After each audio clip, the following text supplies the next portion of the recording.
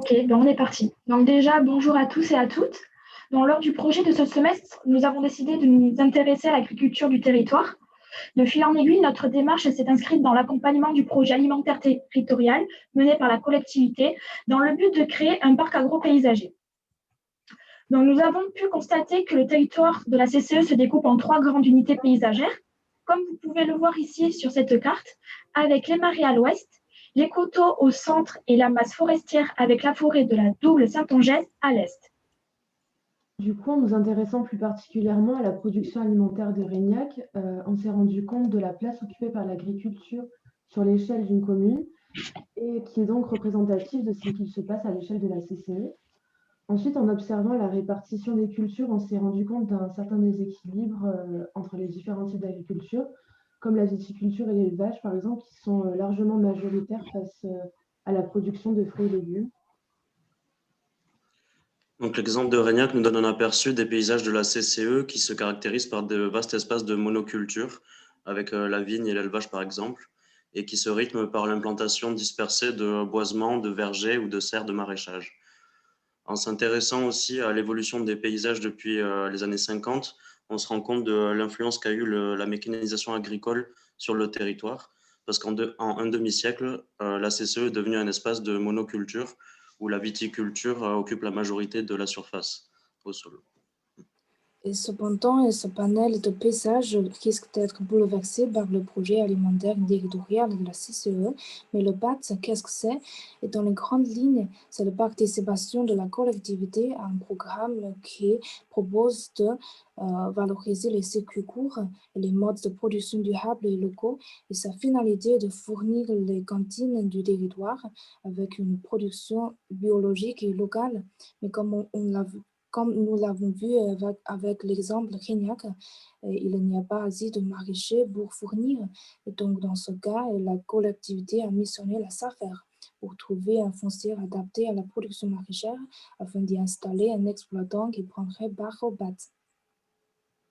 Donc, le secteur repéré par la SAFER se situe à proximité de Saint-Cyr-sur-Gironde, côté ouest, à l'interface entre la ville et les marais. Il fait presque 19 hectares et se superpose par endroits avec des zones Natura 2000. Ce secteur serait prioritairement dédié à l'implantation d'une nouvelle exploitation maraîchère permettant de fournir des restaurations collectives de la CCE. Mais aussi, cette situation permettrait d'en faire un espace de médiation et de sensibilisation, rapprochant ainsi les habitants de leur territoire autour de la question alimentaire. Les contraintes données par les zones Natura 2000 sont le moyen de concilier production agricole et respect de l'environnement, de la biodiversité et des écosystèmes. Du coup, en y pensant à un espace innovant et original qui s'inscrit dans l'ambition du PAT, on propose à la collectivité de voir ce site comme un parc agro-paysager. Donc, pour formuler une proposition adaptée, on s'est intéressé aux accès du site. Du coup, il est idéalement situé entre le centre-bourg de Saint-Cyr et les marais, qui sont reliés grâce à des chemins et des routes existantes. Et ensuite, nous avons inventorié les différents boisements de la parcelle. Et comme on l'a vu sur la carte, on remarque plusieurs masses boisées bien différentes qui offrent diverses fenêtres paysagères.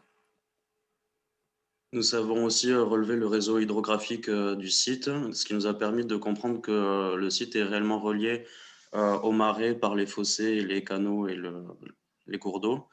Et on a pu aussi voir que les fossés étaient en mauvais état et ne permettent pas la bonne irrigation du terrain. De plus, l'espace est aujourd'hui distingué en 3 différentes parties où l'enfrichement gagne de plus en plus de place sur l'espace actuellement en Natura 2000.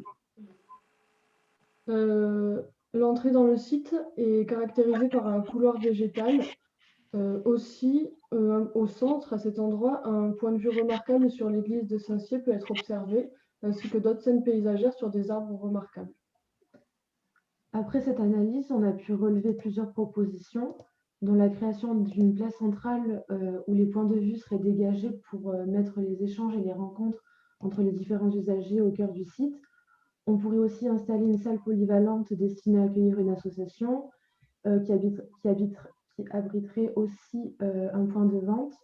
Il regrouperait aussi des espaces de détente, un verger public, un belvédère qui ferait la connexion visuelle entre les marais et la ville de Saint-Cyr.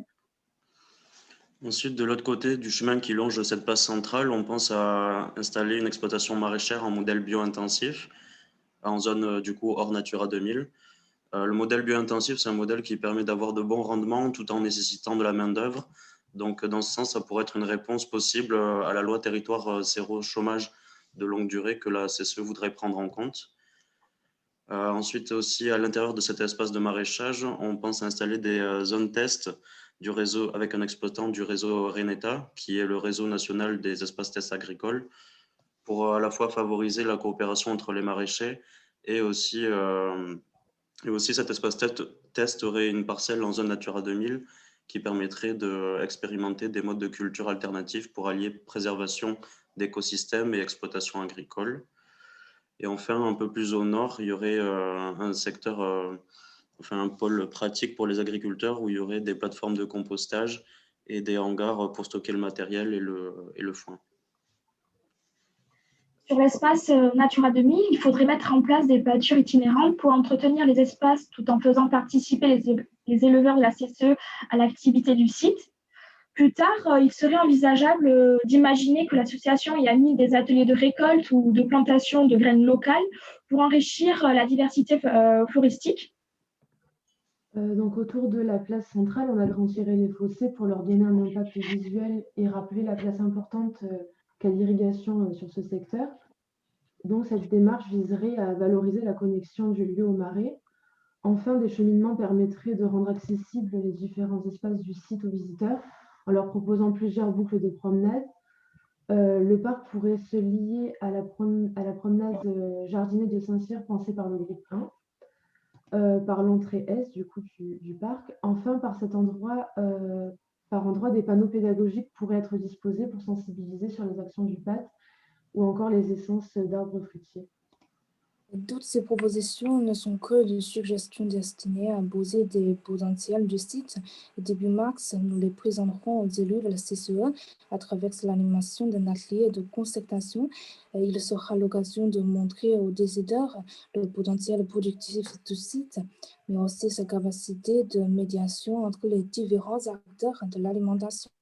Et par ces propositions, nous tenterons de révéler l'aptitude d'un parc agro-paysager à rendre possible l'appropriation citoyenne d'une problématique alimentaire.